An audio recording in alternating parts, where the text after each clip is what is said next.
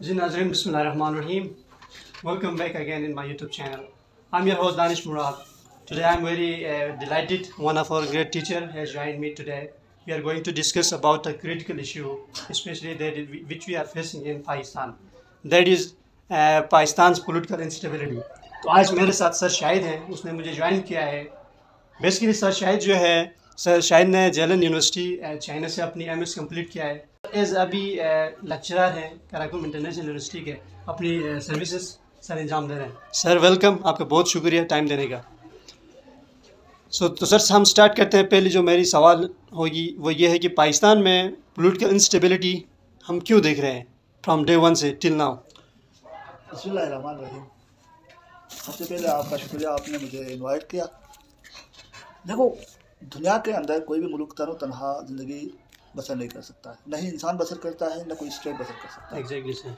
क्योंकि अगर हम स्टेट की बात करें तो स्टेट का पूरा मामला इंटरनेशनल सिस्टम के साथ जुड़े हुए होते हैं. ठीक है. एग्जैक्टली. अगर इंटरनेशनल सिस्टम की बात करें तो इंटरनेशनल सिस्टम एनार्की है. एनार्की का मतलब है कि वहाँ कोई सेंट्रल पावर मौजूद नहीं है. अब इसका मतलब सेंट्रल पावर मौजूद नहीं है तो सर्वाइवल कैसे, तो मतलब जिसके पास ज़्यादा ताकत होगा वो सर्वाइवल. अब यही इंटरनेशनल सिस्टम रियासतों के अंदर उतार चढ़ाव का बायस बनती है. अब वो ममालिक जो इन हालात के लिए ख़ुद को पहले से तैयार कर रखे हुए हैं या इन्होंने जिन हालात के ऊपर नज़र रखा हुआ है, वो इन हालात को आसानी से फेस करके अपने कौमों को वहाँ से निकालते हैं. और वो ममालिक जो आखिरी में फैसला करने के इंतज़ार में बैठे होते हैं कि वो उनके मुकद्दर में पॉलिटिकल इंस्टेबिलिटी आ ही जाती है. इसकी बेसिक वजह यह है कि आपके मफादात इंटरनेशनल सिस्टम के साथ जुड़े हुए होते हैं. ठीक है. अब वो मफादात को कौन देखेगा, आपकी मफादात को कौन हिफाजत करेगा? उनके लिए हर स्टेट के अंदर पॉलिसी मेकर्स होते हैं जिसे थिंक टैंकर्स कहते हैं. एग्जैक्टली. इनको रियासत का दिमाग कहते हैं. क्यों? क्योंकि यही लोग होते हैं जो आपकी रियासत को अच्छे स्मूथ पे चलाने में उनका बड़ा रोल होता है. ये कभी आपको मीडिया पे आए हुए नहीं मिलेंगे. क्यों? क्योंकि ये पीछे बैठ के देखते हैं कि हमारा दोस्त कौन है, हमारा दुश्मन कौन है, हमारा दोस्त क्या चाल चल रहा है, हमारा दुश्मन क्या चाल चल रहा है. अगर यही लोग अच्छे फैसला करें तो रियासतों के अंदर जवाल नहीं आती. अगर हम बात करें पाकिस्तान का, तो हमेशा यहाँ पे पॉलिटिकल इंस्टेबिलिटी इंटरनेशनल ऑर्डर की वजह से आया. क्योंकि इंटरनेशनल निज़ाम में तब्दीली आ गई जो यहाँ के लोग उसको जांच ना सके और उसका डायरेक्ट इम्पैक्ट हमारे ऊपर पड़ा. क्यों? हम आखिरी में फैसला करने के इंतज़ार में बैठे हुए थे. मसलन इसकी एक छोटी सी आपको मिसाल देता हूँ. आजकल टैरिफ का जंग चल रहा है यूएस और चाइना का. एग्जैक्टली. चाइना ने पहले से तैयारी कर रखा हुआ था. उसे पता था ट्रम्प आएगा और ट्रम्प का रवैया टुवर्ड चाइना क्या होगा और वो क्या क्या चीज़ें कर सकता है. जब ट्रम्प ने उनके ऊपर टैरिफ लगाया तो उन्होंने घबराने की ज़्यादा महसूस आपको नहीं हुआ होगा उनको घबराना.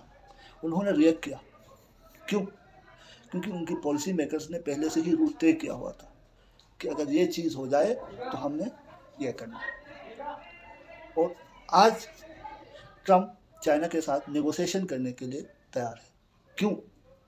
क्योंकि उसकी चाल इनको समझ आ गई थी. फिर इन्होंने अपना एक चाल तरतीब दिया और जब वो इन्होंने चाल लगाया तो वो ट्रम्प की जो पॉलिसी थी वो क्या हो गई, फेल हो गई और ट्रम्प को बैकफुट पे आने लगा. यही चीज़ पाकिस्तान में भी है.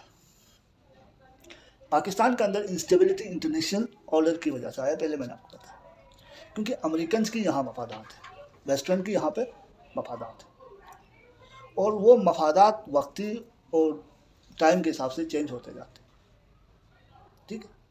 अब आप देखो, मुशर्रफ की हुकूमत में अफ़गान वार हुआ 2001 में. मुशर्रफ की हुकूमत से 9/11 हुआ और उधर से एक फौजी हुकूमत थी जो आप कह सकते हो कि जमहूरी टाइप फौजी हुकूमत थी. क्योंकि उसमें वज़ीर आज़म भी था और उसमें सदर वाला सिस्टम भी था, लेकिन था वो एक फौजी जनरल. अमेरिका को डेमोक्रेसी से बहुत ज़्यादा लगाव था. उसको डेमोक्रेसी बहुत ज़्यादा पसंद थी, लेकिन उसने कभी मुशर्रफ के ख़िलाफ़ बात नहीं की. क्योंकि डिक्टेटरशिप को तो वो पसंद नहीं करता था. वो अमेरिका खुद को क्या कहता था, चैंपियन ऑफ डेमोक्रेसी. और दुनिया के हर ममालिक के अंदर एक जमहूरियत फैलाना चाहता. ठीक है. तो उसको मुशर्रफ की हुकूमत में जमहूरियत नज़र क्यों नहीं है? क्योंकि उसके मफादात मुशर्रफ के साथ जुड़े हुए थे क्योंकि अमेरिका अफगानिस्तान में जंग लड़ रहा था। ठीक है, उसके बाद आपके पास दूसरी हुकूमत आई पीपल्स पार्टी की। ठीक है, उसके बाद किसकी हुकूमत आई? नवाज शरीफ की। फिर इमरान खान की हुकूमत में अचानक अमेरिका को पाकिस्तान के अंदर खराबियां ही नजर क्यों आए? क्योंकि वही निज़ाम था जो पीछे चलता रहा था, जिसमें सरदारी सदर पाकिस्तान बना था, नवाज शरीफ वज़ीर आज़म बना था, इमरान खान उसी कुर्सी पे बैठा हुआ था। यहाँ अचानक इमरान खान को निकाला गया, सारा कुछ हुआ, और अमेरिका बहादुर इसमें इंटरेस्ट भी ले रहा था, उसके मफादात भी थे। तो अब आप बताओ अचानक ऐसा क्या हुआ? क्योंकि वर्ल्ड ऑर्डर में चेंजेस आ गए, नए अलायंसेस बनने लगे, नए एनिमीज क्रिएट होने लगे और नए दोस्त बनना स्टार्ट, क्योंकि यूक्रेन और रशिया का जंग चल रहा था, साइड में इसराइल और फ़लस्तीन के जंग। अब आपने देखना है कि कौन आपके साथ है, कौन आपका दोस्त है, कौन आपका दुश्मन। अब अमेरिका बहादुर की मफादात की हिफाजत पहले से कौन कर रहा है? पाकिस्तान, क्योंकि 1947 से लेके अफगान जंग की इन 2021 तक हमने अमेरिका बहादुर की मफादात साउथ एशिया में हिफाजत की है। Exactly sir. ठीक है, और हम चाहते थे कि हम मजीद अमेरिका बहादुर के मामलात में मुदाखलत न करें, यानी हम किसी जंग में हिस्सा न लें। हम अगर किसी जंग में हिस्सा न ले तो उसका नुकसान किसको होगा? नहीं, अमेरिका को होगा, क्योंकि अगर ये रीजन स्टेबिलिटी में रहा तो अमेरिका का दुश्मन कौन है? चाइना हमारा क्या दोस्त है। हम उसके करीब जाएंगे ना, क्योंकि हमें इकोनॉमी चाहिए, इकोनॉमी चाहिए, क्योंकि इस इकोनॉमी पहले हमें अमेरिका एड और लोन के जरिए से देता था। जब जंग खत्म हुआ तो हम ट्रेड की तरफ जाएंगे, तो हम अमेरिका से उतना ट्रेड नहीं कर सकेंगे जितना चाइना से हम कर सकते हैं, क्योंकि चाइना के साथ तो हमारा डायरेक्ट रूट है। अमेरिका के पास हम समंदर से करके उधर तक हमें जाना पड़ेगा। अब यहाँ गलती किसकी हो गई? आपकी थिंकर की, क्योंकि उन्होंने इंटरनेशनल ऑर्डर को नहीं समझा। इन्होंने जो इंटरनेशनल ऑर्डर में तब्दीली आ रही थी उसको नज़रअंदाज किया। जब तब्दीली दरवाजे पे आई तो इनके हाथ में कुछ भी नहीं था। अब आप यकमुश्त किसी पॉलिटिकल इंस्टेबिलिटी को स्टेबिलिटी में नहीं ला सकते, क्योंकि फिर वो आपकी ईगो की बातें आती हैं। Exactly sir. ठीक है, तो उस वजह से हमने हमेशा गैरों की जंग में अपनों को खो दिया, क्योंकि हमने इंटरनेशनल ऑर्डर को समझा नहीं, और हमारे पॉलिसी मेकर्स ने उस तरह रोल अदा नहीं किया जिस तरह पॉलिसी मेकर्स का रोल होना चाहिए। देखिए सर, हमेशा आपने अच्छे जो है ना एक्सप्लेनेशन की वर्ल्ड ऑर्डर को, पाकिस्तान की पॉलिटिकल इंस्टेबिलिटी को समझाने के लिए। देखिए तो हमेशा हम बाहर की तरफ देखते हैं सर, हमें इंटरनल अपने इश्यूज़ पे, अपना जो है ना इंस्टीट्यूशंस पे काम करना चाहिए, अपने जो है ना जो पब्लिक है, एजुकेशन है, दूसरे वेलफेयर जो चीज़ें उस पर काम करना चाहिए। देन जाके हम जो है ना वर्ल्ड ऑर्डर को समझ सकते हैं, या तो हमारे थिंक टैंकर्स हैं। हमेशा ये हम कामन ये समझ सकते हैं कि अगर घर का इंटरनल मामला ख़राब नहीं होगा, बाहर से कोई भी इंटरफेयर नहीं कर सकता है, तो हमें इंटरनल स्टेबिलिटी की भी वो बात करनी चाहिए सर। मैं आपको एक बात बता रहा हूँ, आपके घर के सरबराह आपका बाप है, आपका बाप को आपका हमसाया दिन ब दिन बरगलाता रहे, वो एक एक करके घर के बेटों को निकालता रहे, किसी को जेल में डाले, किसी को मार दे, किसी को कुछ करे, तो घर में अमन आएगी या घर में बगावत होगी? घर में अमन कब आएगी? जब बाप का सरबराह औलाद का सुनेगा, बच्चों का सुनेगा, बीवी का सुनेगा, वो डिसाइड करेगा कि क्या गलत हो रहा है, क्या सही हो रहा है। बिल्कुल ठीक है। इंटरनल मसला ये है कि इंटरनल सुनने के लिए कौन तैयार है, कौन सा इंस्टीट्यूशन आपके पास है जो सुनना चाहता है, कौन सा पॉलिटिकल पार्टी है जो आपको सुनना चाहती है, कौन सा ऐसा आपके पास अलादीन का चिराग है जो आपको सुन के मसाइल है। यहाँ ताकत के बेस पे हो रहा है, क्योंकि ताकत हमेशा क्या करता है, चीज़ों के अंदर तनाव पैदा करता है। मसलन अगर आप किसी बालून को ताकत से प्रेस करोगे वो दब तो जाएगा लेकिन दोबारा खड़ा होगा, अगर ज़्यादा दबोगे तो वो फट जाएगा। ठीक है, ये पब्लिक है, इंस्टीट्यूशंस पब्लिक के ऊपर प्रेशर रखते हैं, उनको समझते नहीं है कि उनकी क्या नीड्स है। ठीक है, उनके इसलिए नहीं समझते हैं कि बाहर से जो बंदे डायरेक्शन दे रहा है उसमें उनके साथ जो डील हो रहा है उसमें पब्लिक इन्वॉल्व है। एक मसला आपको एक बात बताता हूँ, आप किसी हमसाये के साथ आपके सारे भाई मिल के खड़े हों तो जितना भी बड़ा इशू हो वो सोल्व हो जाता है। Exactly sir. क्यों? क्योंकि हर मसले का हल मौजूद है। लेकिन अगर आपका बाप डंडा लेकर सबको पीटता फिरे, ठीक है, किसी अगले दिन एक बंदे को पसंद करके अपना सरबराह बनाए, अगले दिन फिर उसको कहे कि ये तो खराब बच्चे निकला, उसको छोड़ के दूसरे बंदे को सरबराह बना, तो घर में सुकून होगा? नहीं। क्यों? क्योंकि पावर जिसके पास है उसको पावर को बराबरी के हिसाब से चलाना है, किसी के ऊपर ज़्यादती भी न करना है और किसी का हक तलफी भी न करना है। तब वो जो आपका पावर है वो दुश्मन के लिए इस्तेमाल होगा, क्योंकि आपके बच्चे भी आपकी पावर है, आपका अपना भी पावर है, आपके पास जो पैसा भी है वो भी पावर है। जब बाहर से कोई आपके ऊपर हमला करेगा या आपके घर के ऊपर नजर रखेगा तो आपके बच्चे और आपका सरबराह खुद उसके खिलाफ खड़ा होगा। अब पाकिस्तान के अंदर आओ तो ही सिनेरियो है। बलूचिस्तान के मामला डंडे के बेस पे सोल्व करने की कोशिश की जाए, ठीक है, KPK में डंडे के बेस पे सोल्व करने की।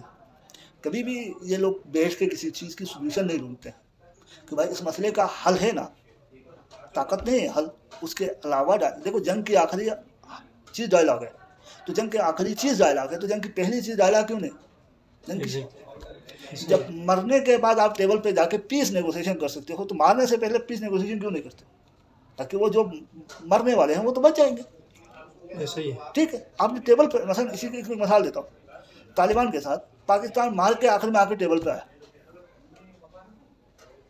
आया ना टेबल पे, कई मुज़ाकरात, ठीक है।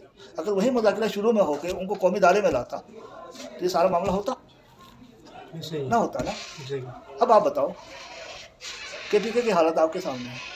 पंजाब में रोड में औरतों को घसीटा गया, किसी मजहबी तबके के किसी मौलवी ने एक चूं तक नहीं की, लेकिन वो हलवा वाली लड़की के ऊपर सबने आवाज़ करा। क्यों? क्योंकि एक डंडा ऊपर से चला है, वो ताकत के बेस पे सारा कुछ हो रहा है, ठीक है। जब आप चीज़ों को डायलॉग के जरिए से हल नहीं करके ताकत के जरिए से हल होगा तो स्टेबिलिटी कहाँ से? तो आपको कौन सा इंस्टीट्यूशन काम आएगा? सर देखिए ना, आपने अपनी कन्वर्सेशन में थिंक टैंकर्स की बात की, ठीक है, तो थिंक टैंकर्स और हमारे जो रिसर्चर्स हैं वो इंटरनेशनल जो हायरार्की है, वो सिस्टम है, वर्ल्ड ऑर्डर है, उसको न समझना, उसकी वो क्या वजूहत हो सकती है? दूसरे हम वहाँ पे यूरोपियन या दूसरे मिडिल ईस्ट या दूसरे उसमें देख रहे हैं ऐसे थिंक टैंकर निकल रहे हैं वहाँ से। मैं आपको एक अपनी बात करता हूँ। हम जब बाहर पढ़ते थे ना, हमारे जो टॉपिक्स थे रिसर्च के, हम जो कोई चीज़ करते थे वो मिनिस्ट्री से क्रॉस होके आती थी, वो रिसर्च मिनिस्ट्री से क्रॉस होके आती थी, क्योंकि वो मिनिस्ट्री देखती थी कि हमारे बारे में क्या पॉलिसीज़ बने हुए हैं, हमारे बारे में दुनिया क्या सोच रही है। क्योंकि हम इंटरनेशनल स्टूडेंट थे, हम ओपिनियन किसी की हिमायत में या किसी की मुखालफत में रिसर्च नहीं करते थे। हम क्या करते थे? ग्राउंड बेस पे करते थे। अब वो ग्राउंड बेस पे वो क्या करते थे? चीज़ों को जांच के अपने लिए पॉलिसीज़ बनाते थे। आपके पाकिस्तान में मेजॉरिटी रिसर्चर्स फेक है, जो कॉपी पेस्ट वाले, इवन वो आइडिया तक जनरेट नहीं कर सकते, ठीक है, और वहीं थिंक टैंकर्स बने बैठे हुए हैं। तो बताओ आपको इंटरनेशनल ऑर्डर कैसे समझाएगा कि आपका दोस्त आपका दुश्मन कैसे पता चलेगा? सर ये एजुकेशन का हमारा एजुकेशन है ही नहीं ना। हम जो पढ़ रहे हैं ये एजुकेशन नहीं है, ये किताबें हैं। किताबों के अंदर कुछ लकीर लिखे हुए, हम बच्चों को वो रट लगवा। लेकिन एजुकेशन आपकी क्रिएटिविटी पैदा नहीं कर रहा है, क्योंकि आपके दिमाग के बॉन्ड किया गया है। मैं आपको पूरी कहानी बता रहा हूँ कि डंडे के जोर पे चीज़ों को कहा कि ये ठीक है तो बस ये ठीक है, ये खराब है तो ये खराब है।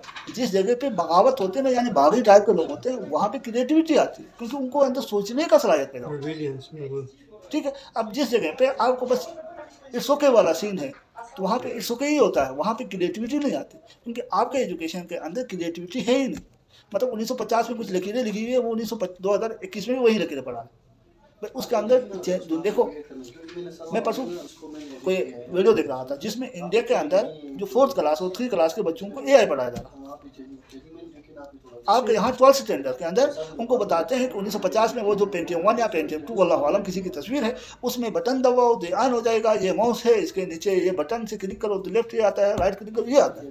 तो बताओ आप किस एजुकेशन की बात? सर हम ये जो सिस्टम अभी वर्ल्ड का करंट टाइम में एआई का दौर आ रहा है, टेक्नोलॉजी का दौर, उसमें हम अपना फॉलो इसलिए नहीं कर सकते क्योंकि हमारा एजुकेशन जो है सिस्टम ही सिस्टम नहीं है ना। मतलब एक देखो, मैं आपको क्या, पॉलिसी मेकर्स का मतलब क्या है? सिर्फ स्टेट पॉलिसी मेकर्स नहीं, हर जगह पे पॉलिसी मेकर्स होते हैं एग्जैक्टली। जो इंटरनेशनल सिस्टम के साथ अपनी चीज़ों में तब्दीली लाते हैं या अपग्रेडेशन लेकर आते हैं।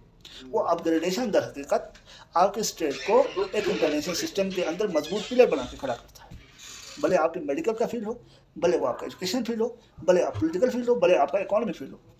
जब आपका सिस्टम ही ना हो और वो सिस्टम पुराने ज़माने से धक्के पे चल रहा और जो बंदा अंदर बिठाया गया उसको ये नहीं पता है कि उसको क्यों बिठाया गया है और उसका काम क्या है, तो फिर आप कैसे उम्मीद कर सकते हो कि हम एक इंटरनेशनल सिस्टम जहाँ पे अनार्की है वहाँ पे हम किसी के साथ फाइट करेंगे और हम अपना जो इंटरेस्ट है या अपना जो स्टेट का पॉलिसी है हम वहाँ पे पॉसिबल नहीं है ना। जो चीज़ पॉसिबल नहीं है वो पॉसिबल। मसलन एक बात बताता हूँ, आप एक इंस्टीट्यूट में बैठे हो, एग्जैक्टली। क्या किसी इंस्टीट्यूट को इतना हक हासिल है कि वह अपने हिसाब से कोई रिफॉर्म्स करे? है, बिल्कुल है। नहीं, पाकिस्तान के अंदर नहीं। आपकी एचईसी करती है, एग्जैक्टली, ठीक है। अब एचईसी के अंदर ऐसे ऐसे लोग हैं जो बहुत पहले है। मतलब मैं रिसर्च की बात कर रहा हूँ, ठीक है। अब रिसर्च की टेक्निक्स इस दौर में बहुत एडवांस हो चुके हैं। अब एक बंदा 2000 में रिसर्च कर चुका है और एक बंदा 2022 या 2023 या 2024 में रिसर्च कर रहा है। तो इनके बीच में ज़मीन आसमान का फर्क है। क्यों? क्योंकि दुनिया के अंदर एडवांसमेंट आई हुई है रिसर्च के अंदर और वो उसी रिसर्च स्किल्स के ज़रिए से अपनी इकोनॉमीज़ को बूस्ट कर दे रहे हैं। मसलन चाइना के अंदर क्या है सबसे बड़ी चीज़? इंडस्ट्रीज़ है, एग्जैक्टली। लेकिन इंडस्ट्रीज़ के अंदर सबसे बड़ी चीज़ क्या है? टेक्नोलॉजी। टेक्नोलॉजी वो कैसे हासिल करा? रिसर्च के ज़रिए। रिसर्च, ठीक है। जब आप इंस्टीट्यूट को बोन करोगे भाई मैंने जो दिया है वो दिया है, उसके अलावा आप कुछ नहीं कर सकते। So how do you see our future, sir? Pakistan's future? Are you optimistic or आप pessimistic? पॉलिटिकल फ्यूचर की बात करें या overall future? Overall future, sir, in all countries. देखो, हमें बहुत सी चीज़ों को वक्त के साथ साथ चेंज करने की ज़रूरत है, ठीक है। एक गाड़ी आप रखते हो, वो गाड़ी चेंज करते हो ना क्योंकि मॉडल उसका डाउन होता है, उसके अंदर अपग्रेडेशन की कोई गुंजाइश नहीं होती। तो एक सिस्टम जो पुरानी हो चुकी है, जो आपके किसी काम की नहीं है, तो उसको चेंज करने में क्या मसला? जिसमें जंग लगा हो वो चल नहीं रही है, लाजमी नहीं है कि उसको धक्का देके चलाओ। सिस्टम के साथ, वो बिल्कुल वक्त के साथ साथ चीज़ों में तब्दीली की ज़रूरत है। क्यों? मैं आपको एक चीज़ बता रहा हूँ, हमारा जो पॉलिटिकल स्ट्रक्चर है ना, हमने एडोप्ट किया है वेस्टर्न का। एग्जैक्टली, ठीक है। कोई भी निज़ाम बनता है वो उन एरिया की जोग्राफियाई और उनकी जो थिंग्स, उनकी जो ख्यालात है, उनका रहन सहन है, उस हिसाब से बनता है। कोई भी निज़ाम बनता है, वेस्टर्न ने जितने भी निज़ाम लाए हैं वो अपने लोगों के मुताबिक लेकर आए हैं। एग्जैक्टली, ऐसा ही। ठीक है। जमहूरियत भी उन्होंने लाया है तो अपने लोगों के हिसाब से लाया। अब आपका यहाँ पे इनका सोचना डिफरेंट है, इनका करना डिफरेंट है, इनका आइडियालॉजी डिफरेंट है, इनका कल्चर डिफरेंट है, इनका एथिक्स डिफरेंट है। अब एक वेस्टर्न निज़ाम को आप इनको दिया हुआ है, इनको सिर्फ दो ही चीज़ों का पता है, कुछ भी करो, वोट डालो और बंदे जिताओ। हालांकि जमहूरियत सिर्फ वोट डालना और बंदे जिताने का नाम नहीं। अब हमें क्या करना चाहिए? हमें किसी ऐसे निज़ाम की तरफ जाना चाहिए, सोच उनके नज़रिए के हिसाब से कोई चीज़ का वजूद हो जो लोग उसको आराम से एक्सेप्ट करें और लोग उसके अंदर एडजस्ट हो जाए। ठीक। जब तक आप इन पॉलिटिकल सिस्टम्स को चेंज नहीं करोगे, जब तक आप इंस्टीट्यूशनल सिस्टम को चेंज नहीं करोगे, अगले 5000 साल भी आप इसी तरह रखोगे तो इसी तरह ही रहोगे। सर हम चेंज तो डरते हैं। डरते नहीं है, चेंज करने नहीं दे रहे। अच्छा, डरते और नहीं, करने नहीं दे रहे। इसमें मैंने आपको क्या बताया, फिर चेंज करने नहीं देते, इसमें किसका वो है सर, क्रेडिट जा रहा है, किसको जा रहा है? कौन ये चाह रहा है? Elite class. एलीट क्लास, क्योंकि एलीट क्लास के मफादात लगे हुए। मैं देखो आपको बताता हूँ, सऊदी वली अहद की दोस्ती पाकिस्तान में किसी न किसी के साथ है, अमेरिका की सदर की दोस्ती इधर किसी न किसी के साथ है, टर्की की सदर की दोस्ती किसी मिडिल क्लास या अपर क्लास के साथ है। अब तुर्की में जो सदर बना है वो भी एलीट क्लास है, इंडिया में जो सदर बना है वो भी एलिट क्लास है, पाकिस्तान में जो सदर बना है वो भी एलिट क्लास है। अब एलिट क्लास अपने मफादात को छोड़ के आपको आखिर में क्यों करेंगे, क्यों आपके लिए वो जद्दोजहद करेंगे? क्यों? क्योंकि उनका अपना मफादात है, उनका सिस्टम ही मफादात पे चल रहा है।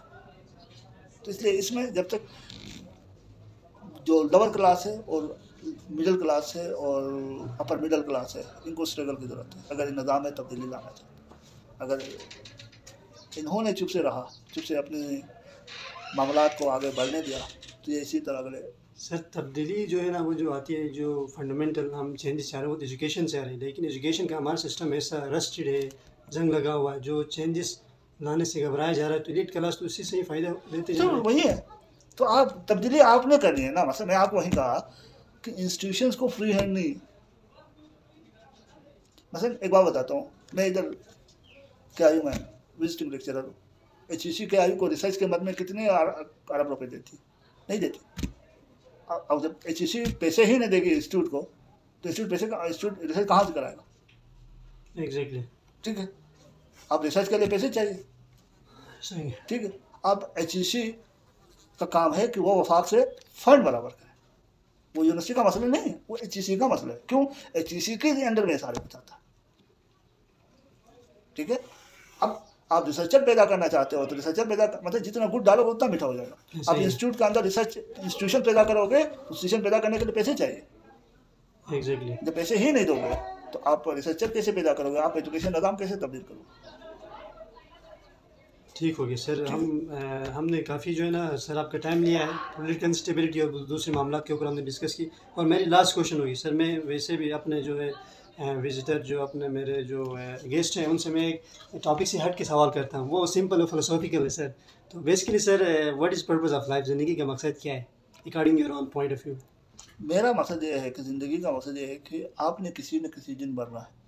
एग्जैक्टली, ठीक है, this is the reality of life. लेकिन आप ऐसा जिंदा रहो कि आपके मरने के बाद भी आप जिंदा रहो। आप तो मारो लेकिन आप जिंदा रहो जब तक ये दुनिया बाकी है। किताबों की शक्ल में, कहानियों की शक्ल में, किसी न किसी शक्ल में जिंदा रहो, लेकिन जिंदा रहो। क्योंकि थाउजेंड मिलियंस आप लोग आए हैं, चले गए, इनमें से मिलियंस को कोई नहीं जानता। आप अपने दादा को जानते हो? नहीं जानते। लेकिन आपके ख़ानदान में किसी एक शख्स ऐसा होगा जो आपकी 4-5 सदी पहले मरा होगा, लेकिन फिर भी कहानी उसकी अब तक घर में चल रही। तो उसने कुछ ऐसा किया था तभी तो चल रही है ना। ऐसा ही है। तो इसलिए मैं कहता हूँ कि मरना सपने हैं, लेकिन कुछ ऐसा करके मरो कि ये दुनिया जब तक बाकी है तब तक तुम जिंदा रहो।